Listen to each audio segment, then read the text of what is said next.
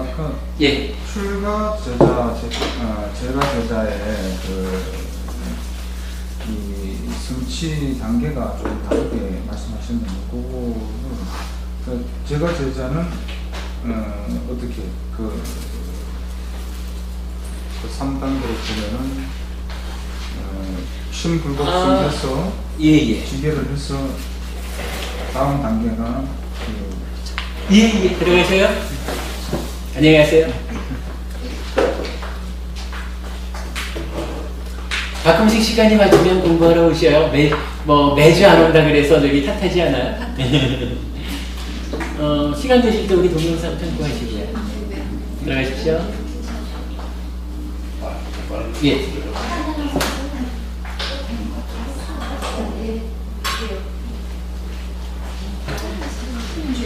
제가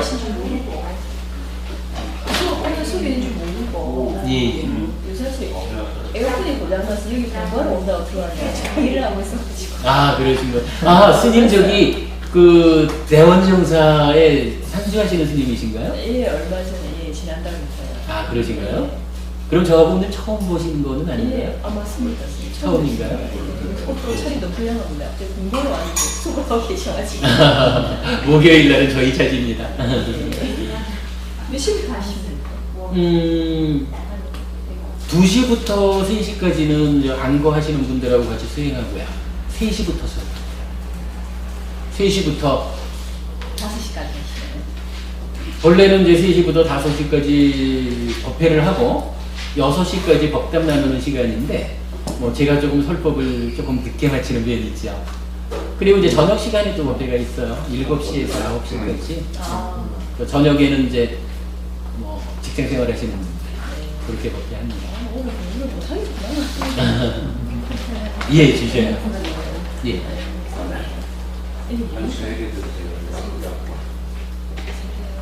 예, 스님, 다시 말씀해. 그러니까 이제 제가 제자와 추가 제자의 그 성취 단계가 조금 다르게 말씀하셨는데, 그 부분이 다른 부분은 출발점만 다르다라고 말한 거예요. 그러니까 그게 이제 그 경이 그래 됐잖아요.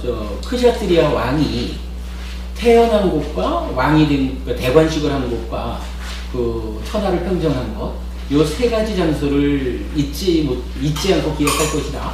이러면서 비구는 출가한 자리와 예류자가 된 것과 아라한이 된 것, 이렇게 세 가지로 말하잖아요. 그리고 이제 감사합니다.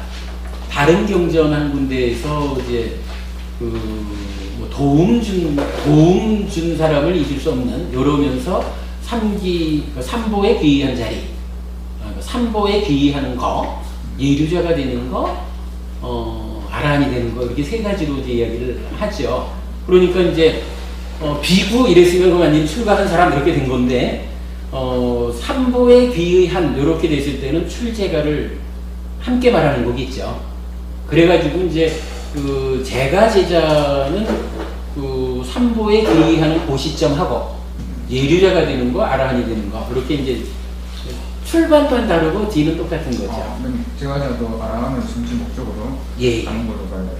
그리고 아까 고행의 측면에서 그 세 가지를 이제 설명하셨는데, 이게 자기 학대, 유익한 법, 인간 초월, 지정 획득해서 그 세 가지가 한목에 안 된다라고 이제 말씀하셨는데, 아까 이렇게 꼭 들어가시고 동그라미 그 부분이 너무 빨리 지나가다 보니까 이렇게 꼽히고 이게 좀 이해가 잘 안 됐고,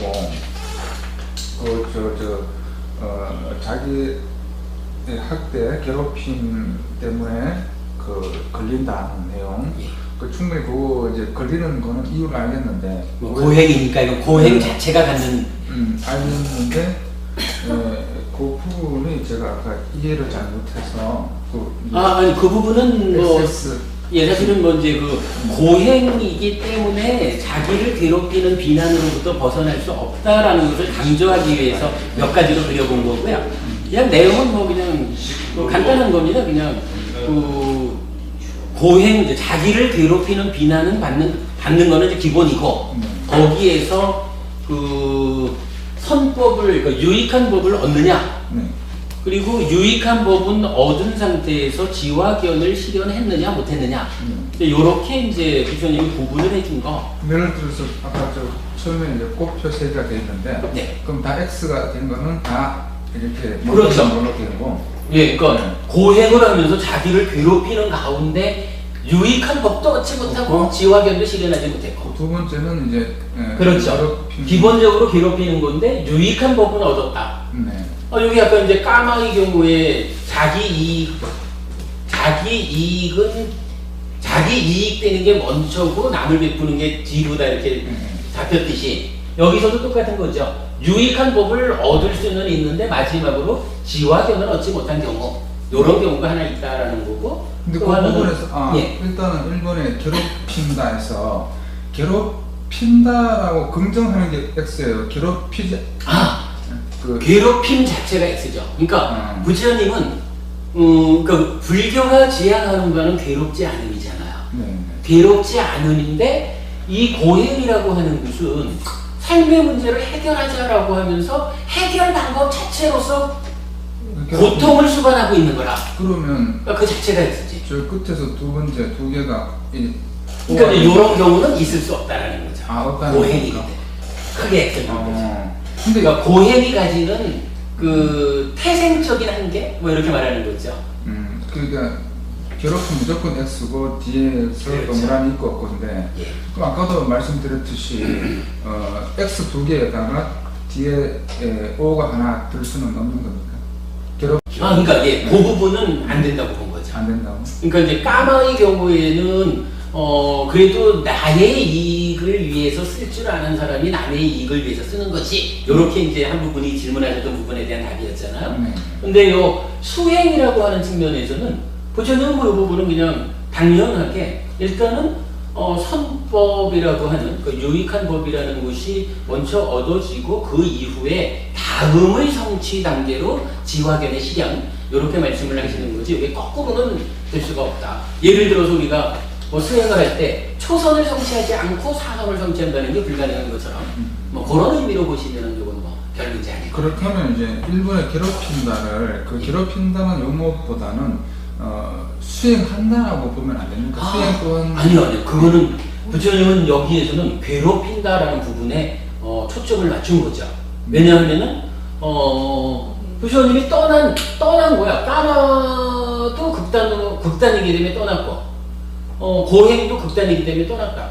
그런데 왜 극단이냐 하면 까마는 뭐 아주 복잡하게 설명이 된 거고 고행이라고 하는 것은 자기를 괴롭히는 것인데 고행이라는 말 자체가 자기를 괴롭히는 거거든요. 근데 요 괴롭힌다라는 방법 자체가 타당하지 않다. 근데 이렇게 말하는 거죠. 2번, 3번을 보면은 2번, 3번 우리가 선법으로 보는데 1번 또한 우리가 그 어떤 불선법이 아니라 선법으로 보게 되면 수행은 아니죠. 약간 그거는 이제 그 부처님의 기본적인 시각의 차이죠. 부처님은 그래서 지난번에 한번 그 얘기를 했었죠. 그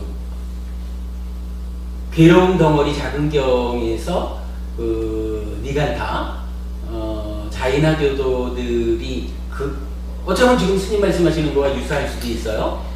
그 자이나 교도들이 부처님한테 질문을 드렸단 말이에요. 우리가 배우기로는 행복이라는 것은 괴로움을 통해서 행복을 성취하는 것이지 그러니까 행복은 즐거움과 같은 말이니까 즐거움을 통해서 즐거움을 성취할 수 없다고 배웠습니다. 만약에 즐거움을 통해서 더 큰 즐거움이 얻어진다면 그때 이제 아까 버거님은 파세나디 꼬살라왕을 말씀하셨지만 그 당시 인도가 크게 두 개로 보면 꼬살라국하고 마가다국 이랬잖아요. 마가다국에는 빈비사라 왕이 있었단 말이야. 유명한 사람이죠. 그러니까 자이나 교도들이 그렇게 말을 한다고요. 행복으로 행복, 즐거움으로 즐거움을 만들 수 있다면 아니 빈비사라 왕이 그렇게 즐거운, 그러니까 행복한 사람이니 곧다마 사문 곧다마 그대보다 빈비사라 왕이 더 행복한 거 아니냐? 이제 이렇게 얘기를 한 거예요. 그러니까 부처님이 당신은 그 말 잘못했다. 누가 더 행복한지 한번 따져보고 나서 행복으로 행복을 만드는 것이 가능하다 그럴 때 누가 더 행복한지에 대해서 얘기를 해야지, 따져보지도 않고 빈비사라 왕이 훨씬 더 행복할 거 아니냐? 라고 말하는 건 타당하지 않다. 이러면서 무슨 얘기를 하시냐면 100% 행복한 상태로 7주야를, 그러니까 7일간 밤낮으로, 이번에 상수별 드는 이런 경우겠죠. 7주야를 100% 행복한 상태로 빈비사라 왕이 머물 수 있다고 하느냐? 아니죠. 6일을 5일을 해서 단 한낮이라도 빈비사라 왕이 100% 행복한 상태로 유지할 수 있다고 하느냐? 아니죠. 거봐라. 나는 그거 한다. 누가 더 행복하냐? 이렇게 말하는 거예요, 부처님이. 그러면 괴로움으로 행복을 만든다라는 데 대해서 부처님이 나는 그거 아니야 라고 말할 때 자이나 교도들이 에이 그럴 것 같으면 빈비사라 왕이 최고지. 지금으로 보면 뭐 미국 대통령 정도 되는 거니까 그렇게 말하지만 부처님이 까불지 마라. 빈비사라 왕이 한낮이라도 100% 행복한 상태로 머물 수 있다고 하느냐? 나는 7주야를 머무는 사람이야. 이거로써 이제 승부의 끝장을 내는 거죠. 그러면서 이제 제가 그때 이제 설명을 드리고지만 불교 수행법의 특징은 행복으로 행복을 만드는 수행이다. 즐거움으로 즐거움을 만드는 수행이다. 그래서 제가 왜 여러분 그 얘기를 많이 하잖아요. 그 불교 목적, 불교의 궁극적인 목적 그러면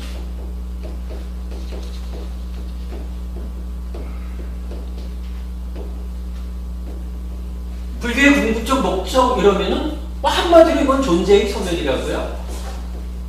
존재의 소멸이라는 게 뭘 말하냐 하면 존재라는 게 이제 오치원이잖아요. 뭐 우리 저기 오치원고 이렇게 말하는 거잖아요. 일단은 이건 색수상행식 오온에 집착하는 요놈 때문에 오온에 집착한 오치원 상태를 난 줄 알고 나로서 살아가기 때문에 요 존재, 오치원이라는 요 놈으로의 삶 자체가 괴로움이다. 이렇게 말하는 게 우리가 이제 다음 주에 공부할 괴로움에 대한 공부의 바탕에 있는 거죠. 그러니까 불교 수행, 불교 공부의 궁극적인 목적은 뭐냐 하면 결국 괴로움의 바탕에 있는 오치원이라고 하는 요 존재를 소멸하는 거라. 요 존재의 소멸이 다른 말로 하면 뭡니까? 윤회에서 벗어나는 거죠. 요거 달리 말하면 해탈이라고 하고요. 이렇게 해탈해서, 그러니까 해탈된 상태, 이렇게 말하면 열반, 이렇게 말하는 거잖아. 하여간 불교의 궁극적인 목적은 존재의 소멸이거든요. 그러면, 이제 요 부분이 이제 지금 스님 말씀하시는 그 부분이야. 뭐냐 하면요.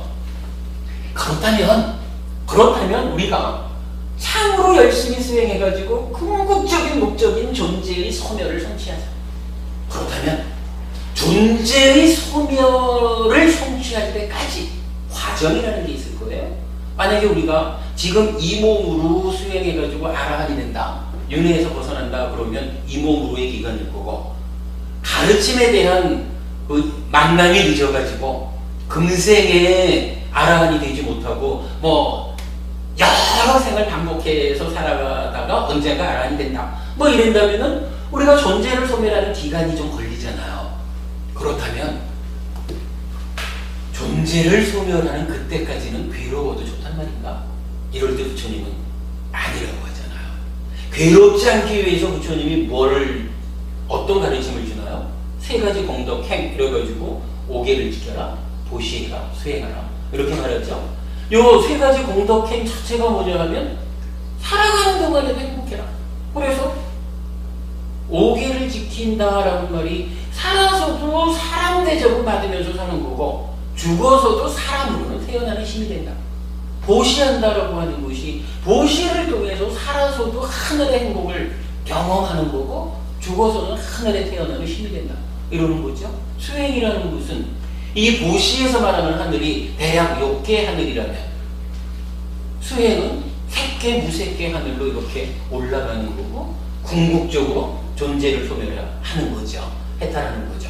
그래가지고 이런 부분을 가지고 제가 이제 만든 말이 하나 있죠. 불교의 포괄적 목표. 그러면 궁극적인 목적은 존재의 소멸이라면 포괄적인 목표, 뭐하러 불교하니? 이렇게 말한다면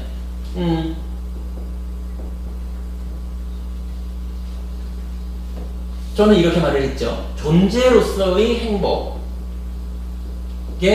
토대한 존재의 소멸.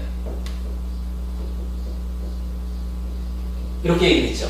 그러니까 존재를 소멸하는 궁극의 목표를 달성하기 이전에라도 존재로서 내가 살아가는 그동안에도 행복해야 합니다. 이렇게 말하는 거거든요. 그리고 부처님은 이 존재로서라도 수행을 통해 가지고 향상해가는 뭐 요거 빼놓고 말이 안 되겠죠. 그럴 때 불교 수행의 특징이 이렇게 정의되잖아요. 기본적으로는 오늘 계속 말하는 까마, 저 까마를 100% 나쁜 것으로 우리가 보지 못하는 게 달콤함이 요만큼 있는가 하면 위험함이 크다 이렇게 말한다 그랬잖아요. 그러면 행복이라고 하는 것은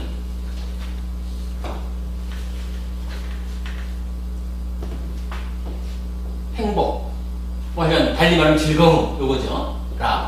즐거움은 기본적으로 우리가 욕계 중생으로 살아가면서도 우리가 뭐 욕계 중생의 괴로움 가운데 살아간다 그래서 100% 괴롭기만 하나요? 그건 아니잖아요. 우리가 그래도 명색이 우리가 부처님 가르침에 의지해서 살아가는 사람인데 지옥 중생하고는 다르죠.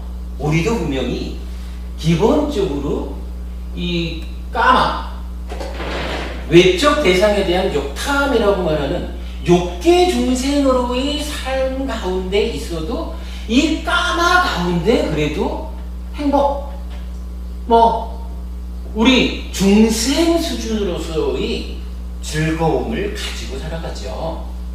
그런데 수행을 해가지고 초선에 가면 어떻게 된다 그랬어요? 초선부터 제2선 쭉 올라가는 초선 이후를 부처님이 말하는 그 행복이 정의되는 게 있잖아요. 뭐 여러 가지 느낌에 관한 경 이런 데서 말하기를 훨씬 훌륭하고 탁월한 다른 즐거움 이러거든요. 그러니까 요 훨씬 훌륭하고 탁월한 다른 즐거움이 있다라고 말하는 게 수행을 통해 가지고 초선을 성취했다. 초선의 그 상태가 어떻느냐? 훨씬 훌륭하고 탁월한 다른 즐거움이 있다. 무엇랑 다른 것이냐? 까마 우리 욕계 중생으로서의 외적 대상에 대한 욕탐. 까마를 통해서 열심히 부자 되려고 하고 열심히 이쁜 여자, 멋진 남자 만나가지고 사랑하려고 하고 뭐 이러는 가운데 부자 되면 얼마나 행복해요. 옛날에 저기 자가본 부부님 멋진 남자 만나가지고 연애하다가 결혼하시고 이럴 때 굉장히 행복하셨죠. 그런 행복이 없는 게 아니잖아요. 우리가 살아가면서 그 행복이 없으면 못 살죠. 그래도 그 행복도 중요하죠. 그러나 그 행복이 요만한 거라면 초선을 성취해가지고 느껴지는 이 행복이라는 것은 단순히 이렇게 크다 이런 개념이 아니고 질적으로 완전히 까마를 통해서 얻어지는 행복하고는 비교할 수 없는 아예 질적으로 다른 행복이 있다는 거예요. 질적으로 다른 행복이 있는데 그게 초선, 제2선, 제3선, 제4선 올라가는 거죠. 그리고 마지막에 가면 해탈하는 거잖아요. 존재의 소멸. 이때 우리가 자주 쓰는 말 있잖아요. 해탈락. 부처님께서 부처를 이루고 나서 일주일 동안 보리수 아래에서 해탈락을 흘렸다. 이렇게 나오잖아요. 이렇게 훨씬 훌륭하고 탁월한 다른 즐거움, 수행을 통해서 얻어지는 이 즐거움이 끝내 가면은 해탈해서 열반을 성취하고 존재를 소멸해서 윤회에서 벗어나는 이 상태에 가면 부처님이 말하는 그 해탈락이 행복의 궁극에 있는 거죠. 그러면 요런 상태, 이런 훨씬훌륭하고 탁월한 다른 즐거움을 수행의 과정으로 삼잖아요.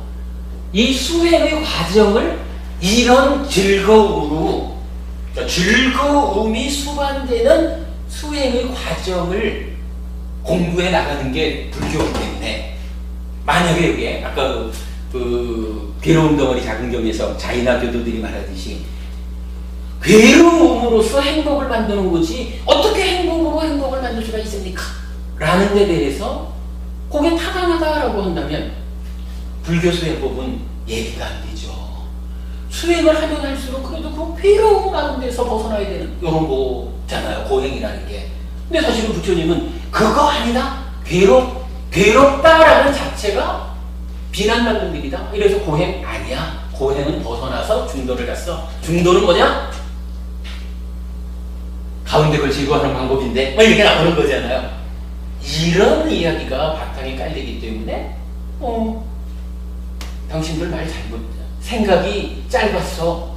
빈비사나 왕이 한나절이라도 완전한 행복 속에 머물 수 있대? 아니요. 나는 7주야를 머무는 사람이야? 이러면서 불교 수행이 얼마나 타당한 수행이냐 이걸 얘기하잖아요. 그 얘기가 결국 뭐냐 하면 괴롭다라고 하는 게 스님 말씀대로 괴롭다라고 하는 것도 이러한 성과를 내는 수행법이기는 하죠. 그러나 이런 과정을 통해서 성취되는 부처님의 입장에서 본다면 저 방법은 기본적으로 괴롭다라고 하는 이런 훨씬 훌륭하고 탁월한 다른 즐거움을 수반하지 못하고 괴로움 가운데 1000명까지를 가운데 뭐 하느냐. 이미 존재 자체로서도 행복하지 못한 상태고 그 방법으로는 또 육신통 중에서 1000통까지밖에 못 가지 누진통, 번뇌를 소멸해서 해탈하는 이런 방법까지 못 가잖아요. 그러니까 존재로서도 괴로운 과정이 지속되는 거고 그 끝이라는 것도 존재를 소멸하는 궁극적 목적을 달성하지 못하는 거잖아요. 그러니까 고행이라고 하는 것은 뭐 괴로움 자체가 수행이죠. 그러나 그것이 타당한 수행 방법이 아니다. 나는 그거 거기에 의지하지 않는다. 그것은 하나의 극단이다. 이렇게 말하는 거죠. 수행의 과정에서 즐거움이 수반되는 수행 과정이 된다. 그렇죠. 또한 자성과 경행, 우리가 경을 공부하고 예. 이렇게 하는 것도 그걸 괴로움으로 보는 게 아니라 그렇죠.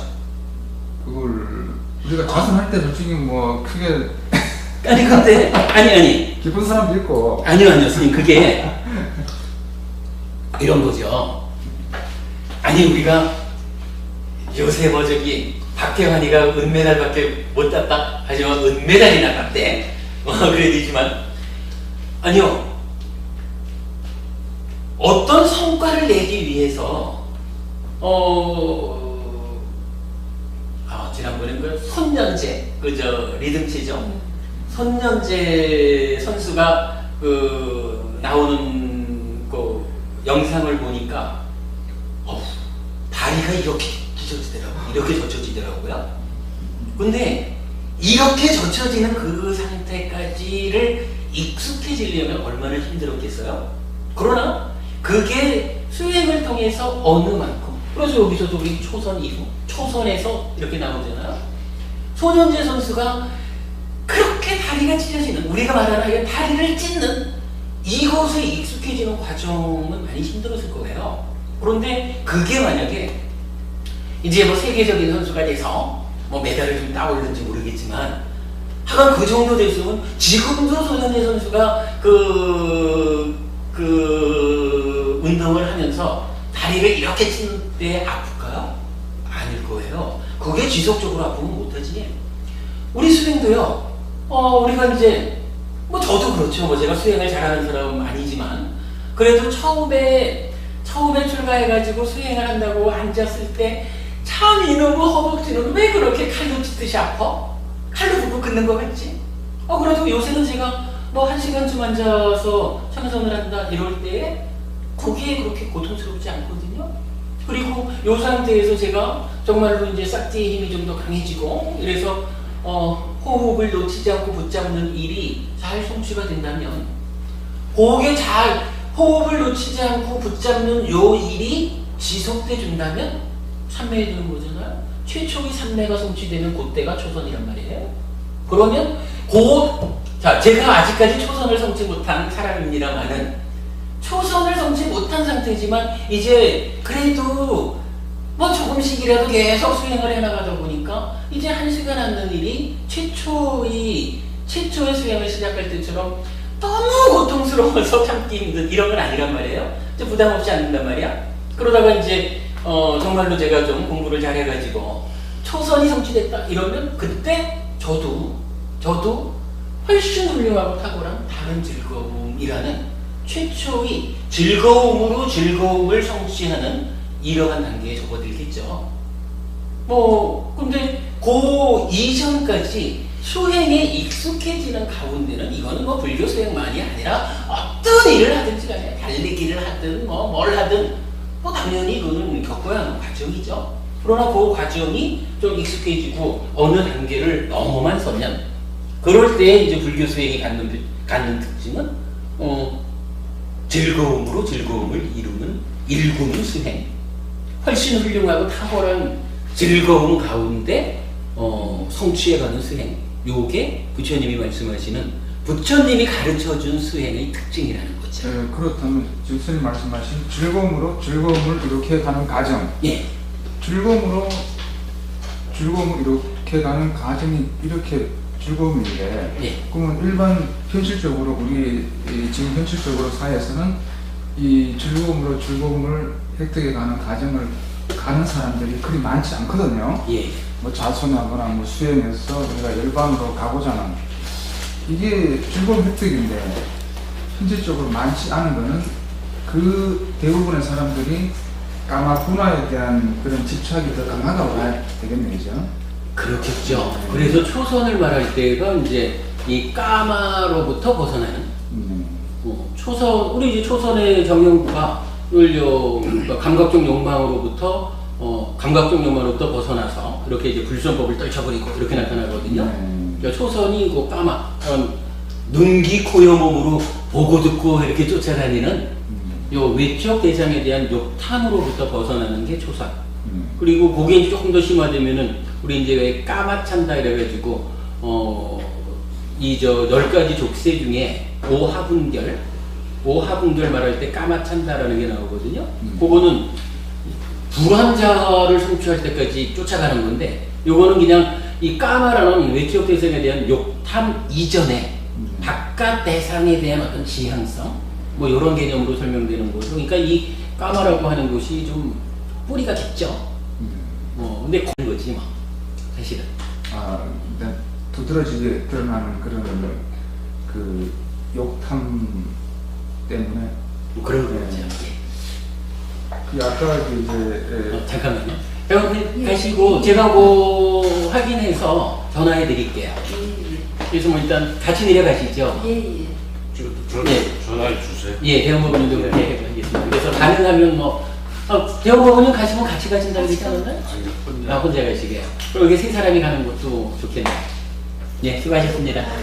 들어가십시오. 예. 아까 이제 색성향 미촉이 이제 까마분화로서 우리가 그 감각적 욕망의 대상이라고 하셨는데, 그러면 담마는 감각적 욕망의 대상으로 안 보는 겁니까? 사실은 이제 우리가 담마를 지난 몇 주 동안에 담마에 대한 공부를 계속 했잖아요. 그래서 담마가 첫 번째 정의로는 만호의 대상이라고, 기본적으로는. 그러니까 안입이 설 신의 대상이 아니라 만호의 대상인데, 문제는 만호라는 것이 눈, 귀, 코, 여, 목을 지원해가지고 각각을 다 경험하잖아요. 그러니까 크게 보면은 색성향 미촉 요것도 다 담마에 속하는 거. 그렇기 때문에 담마의 첫 번째 정의는 만호의 대상인데, 두 번째로 정의하기를 존재하는 모든 것이 다 만호의 대상이 되는 거. 그래서 존재하는 모든 것이 단마다. 달리 말하면 존재가 꼭 단마다. 이렇게 본 거잖아요. 그래서 이 존재가 단마기 때문에 이 단마를 구분해 보니까 무위, 그러니까 열반 한 가지인 무위법과 열반을 제외한 모든 것인 유위법. 이렇게 구분해가지고 우리가 몇 주간 법에 대한 공부를 했죠. 그런 측면으로 이해를 하셔야죠. 그냥 단답형으로 단마는 그러면 까마구나가 아니냐 이렇게 하면 좀 애매하죠. 그러니까 1차적인 정의로는 아니죠. 근데 2차적인 정의로 보자면 결국은 까마구나가 단마에 속하는 거 이렇게 봐야죠. 그 관계는 우리가 좀 폭넓게 봐야 될 것 같고요. 그러니까 단마도 이제 감각적 욕망의 대상으로 보는 게 타당하다고 해야 그게 아니 그냥 일단 그걸 구분해서 보는 게 좋겠습니다. 예. 아니 분명히 저기였구나. 안입이 설신 의와 색성향 미촉 법 가운데 색성향 미촉 5가지만을 가지고 까마라고 하는 거죠. 네. 근데 이게 이제 좀 더 우리가 세밀하게 이해를 하자라고 할 때 색성향 미촉이라고 하는 요것도 단마에 속하는 것이다. 이렇게 보는 거지. 네. 이 단마가 까마구나냐? 라고 묻는 것은 타당한 질문이 아닐 수도 있죠.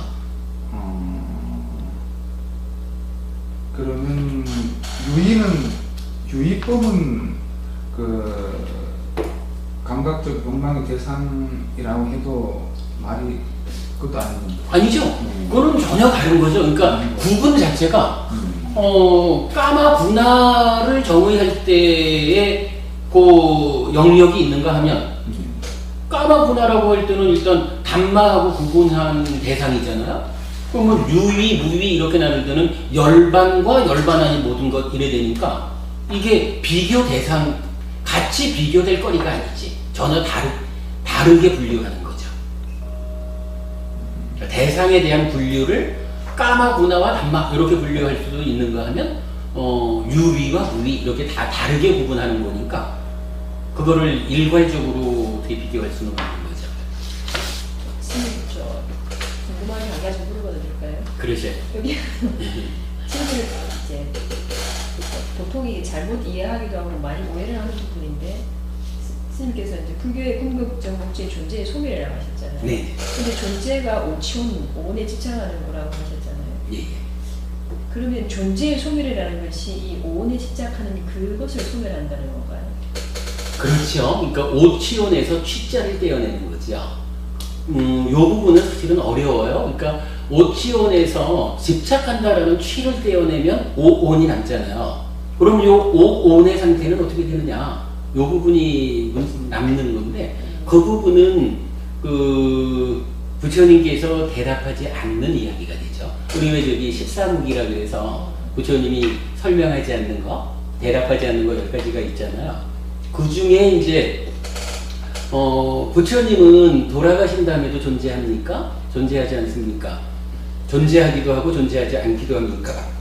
존재하는 것도 아니고 존재하지 않는 것도 아닙니까? 이렇게 4가지로 질문하는 게 결국은 그 얘기가 돼요. 그러니까 부처님이 돌아가신 이후, 즉 몸으로서의 삶을 마친 이후, 그 이후라고 하는 게 따지고 보면 오취온 가운데서 취를 떼낸 상태에서 물질인 색이 없어진 요게 되잖아요. 그럼 그 이후 상태라는 게 오온으로 이 상태가 어떤 겁니까? 이렇게 묻는 거와 사실은 같다고 봐야 될 거거든요. 그럴 때 이제 그 부분은 부처님이 대답을 안 해요. 그러니까 설명하지 않는 이유가 경전으로 하면 2가지 정도로 나타나요. 한 가지는 그거는 그 질문에 몰두하는 것은 괴로움을 소멸하는 데에 도움되지 않는다, 이익되지 않는다가 하나고, 또 하나는 헤아려지지 않는 것이다. 즉 예를 들자면 윤회의 시작 이렇게 말할 때 윤회의 시작은 무명에 덮이고 가래에 묶인 중생에게는 드러나지 않는다 이렇게 말하거든요. 왜 드러나지 않느냐 하면 그대로 보아야 되는데 무명과 가래가 12연기에 2가지지 않습니까? 무명과 가래가 방해를 하기 때문에 못 본다는 거거든요. 그러면 윤회의 시작점을 보는 방법은 딱 하나라. 중간에 방해하는 무명과 가래를 제거하는 거거든요. 그래야 보인다 하는 얘기가 되죠. 그러면 이제 결국 똑같 그 얘기라 무명과 가래가 존재하는 한 아무리 요만큼이라도 남아있는 한 그 상태가 설명되어지지 않는다, 드러나지 않는다. 이 얘기는 오온으로서의 존재 상태가 어떤 겁니까? 라고 말할 때 그 부분은 이익되지도 않지만 무명과 가래에 덮이고 묶여있는 그대들에게는 설명이 불가능한 헤아려지지 않는다. 이런 얘기거든요. 그러니까 말씀하신 하여간 취자가 떨어진 오온, 요게 그 경우에 따라 아마 말씀하신 의미가 그걸지도 몰라요. 존재의 소멸이라고 하면 오치온에 취자가 떨어지는 게 아니라 아예 그냥 아무것도 없는 요런 상태는 아닌가. 이렇게 설명하는 사람도 있어요. 그러니까요. 근데 부처님은 이렇게 딱 볼 때 존재의 소멸하면은 우리가 일반적으로 생각하기 오온이라는 이 존재가 완전히 소멸되는 거라고 그렇게 생각이 딱 글자로 그렇죠. 그런데 이제 그래서 요거를 알아야 되는 게 오늘 학자 이렇게 이야기를 하길래 굉장히 고민인데도 이게 진짜인가? 어디서 근거가 있더냐는 게 경전을 찾아서 부처님과 사리불의 대화에서 이렇게 보여주더라고 하는 굉장히 궁금해서. 그리고 이제 그 사람이 이제 말하는 어쨌든 스님께서 말씀 우리가 알고 있는 불교의 궁극적인 목적이 존재의 소멸 그리고 해탈이라고 하잖아요. 근데 그 사람은 해탈을 존재의 소멸이라고 이야기하면서 이 나라는 이 온과 오온을 포함해서 이런 것들이 문해를 거듭하지 않고 이 우주에서 완전히 자취 자체가 소멸되는 게 그것이 해탈이라고 이렇게 이야기해요. 그래서 이제 그 부분이 사실은 거기에 우리가 조심해야 되는 부분이거든요. 기본적으로 뭐 그이가 부처님과 사리불 존재 대화 얘기를 했다지만 분명히 이렇게 나오는 거예요. 그 자기 존재경 거기서 자기 존재, 이거 이제 사카야라고 하거든요. 자기 존재 하는데 자기 존재가 뭡니까? 라고 아마 그 어떤 다른 이제 스님이 사리푸타 존재한테 묻는 장면일 거예요. 그러니까 사리푸타 존재께서 자기 존재라는 것은 색수상행식 오온의 집착함이 있을 때, 그러니까 즉 오치온, 요 오치온을 자기 존재라고 한다고 부처님이 말씀하셨습니다. 이렇게 답변되는 걸로 알거든요. 지금 이제 그분 말씀은 이해하기로는 분명히 부처님과 사리푸타 존재 간에는 오치온을 얘기했는데 존재로 그분은 취자를 빼고 오온을 자기 존재라고 말한 것으로 들리고요. 그런 경우 같으면 존재의 소멸이라는 것이 그야말로 없어지는 거 이렇게 될 건데, 근데 니카야에서 부처님은 분명히 오치온이라고 정의를 하고 이 오치온이기 때문에 치가 떨어진 오온의 상태 요 부분에 대한 관심이 필요하거든요. 근데 만약에 이게 그분이 말씀하신 대로 완전히 없어지는 것이다 이렇다면 부처님이 그걸 대답을 안 할 이유가 없어요. 우리가 그래도 웬만해서는 우리가 아예 무로 돌아간다는 거 이거를 헤아리지 못하진 않잖아요. 없는 건 없는 거지 그걸 모를까? 그러면 부처님은 돌아가신 다음에 존재합니까? 존재하지 않습니까? 할 때 존재하지 않아 이렇게 답변을 하지 답변 안 할 이유가 없거든요. 근데 이게 오치온에서 취가 떨어진 요 상태가 어떠냐? 라는 게 사실은 질문이잖아요. 그러니까 존재하느냐라고 할 때 그렇게 설명될 수 있는 게 아니기 때문에 답변하지 않은 거예요. 존재하지 않습니까? 무로 돌아갑니까? 이럴 때 그거라 그러면 답변을 하지. 근데 그렇게 설명될 수 있는 상태가 아니기 때문에 답변하지 않은 거예요. 있기도 하고 없기도 합니까? 있지도 않고 있는 것도 아니고 없는 것도 아닙니까? 이렇게 네 가지로 물어보는 그게 이제 그러니까 빈틈 빠져나갈 구석이 없는 논리 구조잖아요. 그 네 가지에 포함되지 않는 것은 없다고. 근데 그 네 가지에 대해서 부처님이 대답을 안 하죠. 그 이야기는 결국 그 취가 떨어진 오온으로의 존재 상태, 요 부분이 그러니까 무명과 가래의 영향을 받는 우리에게 드러나지 않는다, 이해되지 않는다.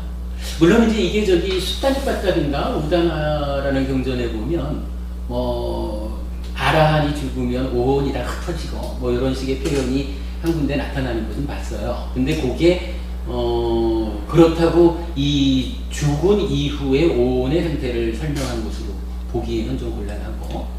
그러면 스님 불교의 궁극적 목적 예. 존재의 소멸로 해탈 열반인데 그럼 윤회에서 벗어난다고 하면 어떤 상태가 되는 거예요? 해탈하고 윤회에서 벗어났다라는 그 상태가 지금 우리가 말씀 나눈 요 상태죠. 근데 그것이 설명되지 않는다는 거죠. 그러니까 윤회에서 벗어났다는 게 존재를 소멸한 상태거든요. 공부의 눈으로는 절대 볼 수 없다는 거죠. 그렇죠. 깨달음에 이르면은 수행을 하다 보면 알게 된다는 거죠. 그렇죠. 수행을 통해서 결국은 가래를 그 밑에 있는 무명을 제거하면 그 제거했을 때 일체로부터 방해받지 않을 때 그때 알게 된다는 거죠. 그러니까 불교 수행이 뭐 어떤 그 상태를 보려고 쫓아가는 수행이 아니라 여기서도 중도해가지고 탐진치를 제거하는 이렇게 이제 설명된 거잖아요. 그러니까 불교 수행은 다른 쪽에 관심을 두지 않는 거라 오직 내 삶에서 방해되는 요거 탐진치 달리 말하면 무명이고 가래고 요거를 제거하면 제거와 동시에 모든 문제가 해결이 되는 거죠. 그러면 알게 되고 실현하게 되는 거고 이거죠. 그리고 그 부분은 말로 설명되지 않는 거. 그런 보통 이제 한분경전에서는 뭐 그냥 일반 우리 성가에서 말하기는 그냥 이렇게 견성을 해야 된다. 또 컨셉은 참나를 찾아야 된다. 그리고 이제 금강경에 이런 데 보면 열이 실현해야 된다. 그럼 열이 실현의 그 자체가 그 진리를 있는 그대로 보아야 된다. 이 우주의 이치를 있는 그대로 보아야 된다. 그럼으로써 고통에서 벗어날 수 있다. 그거하고 이거하고 같은 얘기인가요? 그 부분까지는 사랑할 겁니다. 제가 이제 우리 좀 전에도 스님하고 말씀 나누면서 법에 대한 이야기를 좀 했지만 제가 조금 이따 이거 하나씩 드릴게요. 존재라고 하는 것을 부처님과 이건 두 가지로 얘기를 하죠. 하나는 그 조건지어졌다, 형성된 것이다 이렇게 말하는 걸 유비 이렇게 말하죠. 아시는 일일 거고요. 그리고 한 가지는 무위 해가지고 조건지어지지 않은 거, 형성되지 않은 거 이렇게 말하는데 요 무위라고 하는 것은 한 가지밖에 없는 거예요. 열반이라. 그리고 요 무위 열반이 가지는 특징이 상락, 무아락. 요 상락 아가 아니고 상락 무아거든요. 그리고 유위라고 하는 것은 열반을 제외한 모든 것이에요. 존재하는 모든 거. 그런데 요 유위법의 실상, 특성은 뭐냐 하면 우리가 말하는 연기라는 게 여기서 나오는 거죠. 연기, 즉 조건적으로 생겨나는 거고 연기된 것은 무상고무아의 특성을 갖는다. 요게 이제 유위죠. 그러면 지금 말씀드린 요거 무위, 열반, 상락, 무하고 유위, 열반을 제외한 모든 것은 연기해서 무상고무아의 특성을 갖는다. 요렇게 보는 게 존재의 실상을 보는 거거든요. 요게 존재의 실상인데 사실은 우리의 삶이라는 게 실상을 보면서 살지 못하잖아요. 살아가면서 모든 것을 무상고무아의 눈으로 보아야 된다. 그러면 괴로움이 발생하지 않는다. 이렇게 말하는 거잖아요. 사실 윗바사나라는 게 그거 하는 거죠. 그런데 현실적으로 중생들의 삶이라는 것은 존재에 대한 오해 가운데 살아가잖아요. 어떻게 오해하나요?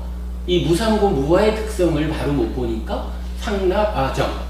요거 힌두교에서 말하는 그 아트만의 특성이죠. 그러니까 상락, 아정이라고 하는 오해 가운데 세상을 살아가니까 이 오해를 원인으로 해서 괴로움이 생긴다 하는 거죠. 그럼 금강경에서 열이 실견 뭐 이렇게 말하는 그 열이 이치대어 이것은 존재의 실상을 보아라. 상락아정이라고 하는 오해에서 벗어나서 유위법이라는 것은 연기해서 무상고 무아의 특성을 갖는다. 그런데 그러니까 이 특성 자체가 괴로움을 담고 있잖아요. 유위는 무상고 무상고니까. 그런데 이 특성 자체가 괴로움인데서 벗어나서 항상된 즐거움을 하자라고 하는 게 상락 무아의 특성을 가지는 무위법, 열반을 실현하자. 이렇게 되는 거잖아요. 그러니까 열의실견, 이치대로 보자라고 하는 것은 이렇게 연기해서 무상고 무아라고 하는 존재의 실상을 바로 보자라는 거고, 그 바로 본 상태에서 부처님은 2차적인 단계로, 우리가 보통 말하는 이제 염호해서, 보통 이제 그렇게 말하거든요. 무상고 무아를 바르게 보면, 뭐 밑바사나 이렇게 되는 거죠. 바르게 보면 참으로 한순간도 자기 자체로 머물지 않는 이런 거, 허무한 거, 뭐 이래 보니까 그때 여기에서 즐기지 않고, 즐기지 않고 환영하지 않고 묶여있지 않으면 이렇게 표현되는 구절이 있어요. 뭐 그걸 이제 염호 이렇게 표현하거든요. 염호하면 그때 탐진치로부터 벗어나는 과정이 시작되죠. 그래서 뭐 염호, 이요, 해탈지견 이런 과정이 이어지거든요. 그러니까 열의실견이라는 거, 존재의 실상을 바로 본다라는 게 사실은 끝이 아니고, 이 상라과정이라는 존재에 대한 오해 상태에서 이제 견해를 바르게 하는 거예요, 그게. 아까 그 잠깐 통화 때문에 나가셨을 때 우리가 얘기를 했지만, 예류자가 된다라는 지점이 그거거든요. 그래서 존재의 실상을 바로 보는 거라. 그러면 바로 보고 나니까 오해로부터는 벗어났지만 실상 자체가 무상고잖아요. 괴로운 거잖아요. 근데 부처님은 이 고행 자체도 싫어서 떠나는 듯이 존재의 실상 자체가 괴로움인데, 원래 괴로운 거야 라고 괴로움에 머무는 사람이 아니라는 거죠. 그럴 때 괴로움이 소멸된 상태가 있느냐, 요게 부처님이 사성제에서 고멸로 나아가는, 그래서 괴로움이 소멸된 자리가 있더라 라고 찾아낸 게 찾아내고 실현한 것이 열반이죠. 그래서 내가 이제 무상고무아의 상태가 아닌 상락무아라고 설명되는 열반을 실현했다. 이것이야말로 무위다. 내가 설한 대로 그대들도 공부하면 그대들도 나와 똑같이 실현할 수 있다. 요게 부처님 가르침이 되는 거죠. 그러니까 가르침이라는 건 이제 크게 두 단계가 되는 거예요. 오해 상태에서 실상을 보는 한 단계. 실상을 보면 실상이 가지는 문제, 요 고를 락으로 바꾸는 염호, 이요, 해탈지견이라는 요 2차적인 단계. 요게 이제 불교의 수행 단계가 되는 거죠. 그렇게 이해를 하시면 금강경에서 말하는 열의실견을 뭐 타당하게 설명되는 것으로 볼 수 있고요. 뭐 그 외에 뭐 이런 이야기는 좀 불편하실 수 있지만은 뭐 참나라든가 진나라든가 불성이라든가 이런 단어들은 사실은 부처님은 부정하는 단어죠. 그 부분은 좀 달리 보실 필요가 있는 거고요. 그런데 아까 존재의 소멸처럼 말뜻 그대로만 보면 얼마 전에도 이제 그런 기사를 봤는데, 이제 이번에 이제 진제 스님께서 종적으로 출연할 때 참다라는 단어를 썼는데 어떤 제가법사가 비난이 있었죠. 예, 비난이 있었는데 또 거기에 대해서 다른 사람이 또 이제 또 글을 썼더라고요. 존재의 소멸처럼 말뜻 그대로만 보면 존재의 소멸도 말뜻 그대로만 보면 굉장히 오해를 할 수 있잖아요. 이 오온 자체가 소멸돼야 해탈이 되는가. 그것처럼 참나라는 것도 참나라는 게 있어서 찾으라고 하는 게 아니고, 다만 그것을 실상을 보기에는 방편으로, 정말 깨달음 이르기 위한 방편으로 그거를 설할 뿐인데, 만약에 정말 초기 불교에서 말하는 것처럼 이 표면적으로만 보면 그게 더 많은 문제가 있지 않을까. 초기 불교도 중요하지만 대승불교를 무시하고 또 불교가 완전할 수 없으니까 그런 것들도 한번 한번 깊게 생각해 봐야 된다. 이런 데 기사를 또 읽은 적이 있거든요. 예, 저도 같습니다. 그래서 항상 우리 공부들은 그런 것 같아요. 존재의 소멸하면 아까 탐나처럼 그럼 이게 없어지는 건가? 참나가 있는 건가? 저도 이제 그 기사를 보기 전에도 왜 큰 스님들은 정말 무아라고 이야기하고 무상인데 왜 참나를 찾으라고 하는가? 그런 것도 굉장히 의문을 많이 가졌거든요. 그것도 내가 말은 안 했지만 이게 혹시 참나를 찾으라는 게 틀린 게 아닌가? 그리고 왜 자꾸 참나라는 게 있다고 진정한 나를 찾아야 되고 주인공을 찾아 그렇게 말할까? 굉장히 저도 마음속으로 의문을 많이 가졌어요. 이게 틀린 게 아닌가? 부처님은 무상을 이야기하고 무아를 이야기하시는데 왜 참나라는 걸 어른들은 그렇게 하루도 빠짐없이 나를 바로 봐야 된다고 이야기할까? 성철 스님께서도 나를 바라봐야 된다고 그랬잖아. 근데 그런 의문들이 그 사람의 글을 보면서 내가 잘못 이해를 하고 있었구나, 존재의 소멸처럼 그런 것을 이해하게 되는데 아마 많은 사람들도 그렇게 오해를 하고 있을 거예요. 뭐 제 생각은 그렇습니다. 아까 말씀하신 이제 완전히 소멸되는 거 이런 설명은 분명히 잘못된 설명이죠. 많은 사람들이 그렇게 생각을 할 수가 있고. 그럼요. 저는 그게 오해지. 보는 순간 저도 이렇게 쓰는 그렇죠. 글씨를 쓰는 순간 이렇게 생각을 해. 그렇죠. 그렇게 생각을 하는. 그게 이제 결국은 표면적으로 보지 않고 우리가 좀 더 진지하게 깊이 있게 보아야 되는 문제인 거겠죠. 뭐 그랬을 때 이제 약간 그러한 문제들에 대해서는 결국은 정확히 알지 못하는 사람들이 오해하지 않을 수 있게, 예를 들어서 참나라고 표현을 하자면 이 참나라는 곳이 부처님이 말씀하시는 무아라는 곳에 어긋나지 않는 어떤 영역에 있는 표현이다.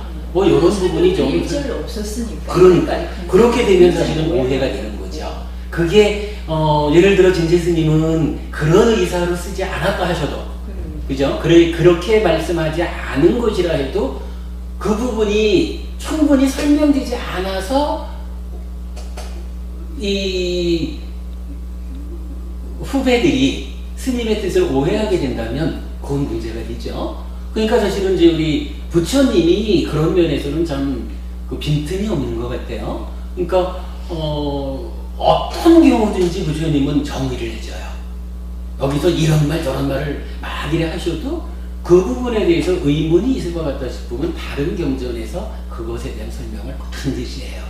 그래서 결국은 우리가 이제 물론 저는 이제 니까야를 공부하는 사람이니까 더 그렇게 표현을 하겠지만 부처님이 우리의 삶을 어떤 눈으로 보셨는가 하는 것을 부처님이 설하신 그대로를 좀 깊이 폭넓게 이해하는 작업이 선행이 되어야 되지 않을까. 뭐 대승불교가 특히 이제 한국에서 보자면은 대승불교를 배제하고 불교를 말할 수는 없잖아요. 그러니까 대승불교가 좋다 나쁘다 이렇게 말할 문제가 아닌 것 같고 대승불교가 어떤 점에서 부처님 말씀을 이렇게 설명을 했다. 그런데 이 부분이 만약에 누군가에 의해서 오해가 된다면 그 오해는 이런 측면에서 나타나는 것이겠다. 그러니 이런 부분은 바르게 이해해서 대승불교가 부처님 아까 말씀하신 우리 얘기했듯이 아니 부처님은 무상공부한데 왜 참날까? 이런 부분에 대해서 설명되지 않기 때문에 오해하는 이런 부분을 푸는 게 숙제겠죠. 그게 풀어지지 않고는 사실은 오해를 하게 되죠. 어쨌든 그 기사를 보기 전까지 굉장히 저도 고민을 했고 왜 저도 그렇게 생각했어요. 큰 스님들 말씀하시는 스님이 아닐까 초기 큰 그렇죠. 스님들은 우리는 꺼진 거 아닌가? 아니요, 그게 아니라 남은 시간이 저녁 시간을 녹음해야 되기 때문에 저녁 시간에 뭐 한 120분 아직도 좀 켜놔도 되네요. 170분 남았으니까. 어쨌든 근데 잊어버렸네. 무슨 말 하는 거죠? 우리가 이제 말에 얽매이는 경우가 많은데 대부분은 그러니까. 예를 들어서 참나 그러면 나에 대한 얘기로 이렇게 생각할 수가 있잖아요. 근데 그렇죠. 아까 우리 말씀 중에 열반은 증득하기 전에 말로 설명을 못한다 그랬잖아요. 그 참나라는 것은 열반이 될 수도 있고, 근데 열반 우리가 말로 설명을 못하듯이 참나라 그러면 참나가 열반이라면 참나도 우리가 설명을 못할 수가 있잖아요. 그걸 깨달아봐야. 그 문제는요. 깨달아봐야. 아니 그 문제는 예를 들어서 스님 말씀대로 하자면 참나를 설명하려고 할 필요가 없죠. 참나는 열반이다 이렇게 말을 해버리면 되지. 근데 그렇게 안 쓰니까 문제지.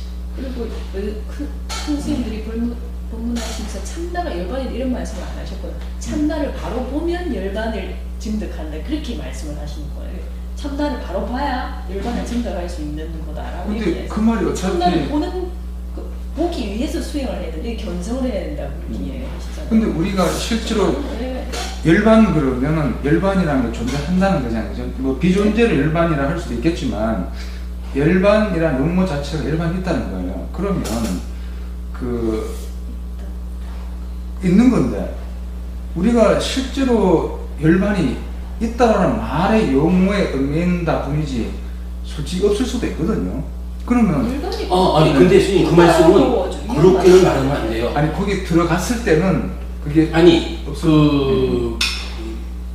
그래도 우리가 이제 네. 아무리 대화 이 자리에 있어도 네. 그 지켜야 되는 부분이 있다 치면 불교라는 것이 왜 의미를 갖냐 하면 열반 아닌 삶이 괴로움이기 때문에 이 괴로움에서 벗어나겠다라고 하는 요걸 목적으로 삼는 거거든요. 그리고 부처님이 그 목적을 달성해서 실현해가지고 가르쳐 주셨기 때문에 우리가 부처님을 따라가는 거거든. 그리고 그 자리를 뭐라고 부르냐 하면 열반이라고 부르는 거잖아요. 근데 열반이 없다라고 말하면 불교가 부정되는 거예요. 그러니까 우리가 이제 비유적으로 말을 하더라도 이 열반의 상태를 우리가 잘 이해하지 못한다. 이렇게 말하는 거는 타당해도 열반이 없을 수도 있다. 이렇게 말하면은 부처님이 거짓말했다. 이 얘기가 되는 거거든요. 이거는 스님 저기 죄송하지만 우리가 대화 가운데서도 네. 조심해야 되는 부분이에요. 열반이 없다라고 하는 것은 그러니까 이교도들이 말하는 불교 그것은 껍데기뿐이지 알맹이 없어 이렇게 말하는 거가 되는 거야. 그런 의미라기보다는 우리가 이제 설명이 안 되는 부분이니까 그렇듯이 참나를 보면 내가 참나를 보면 일반 든다는 말도 과연 참나가 어떤 건지도 모르는 상태에서 또 내가 본다는 게 참나를 알게 되는 순간에 우리가 일반으로 들어가는 말씀에 그렇게 기계되는 것 같은데 참나 자체를 보는 순간에 넘어가잖아요. 그죠?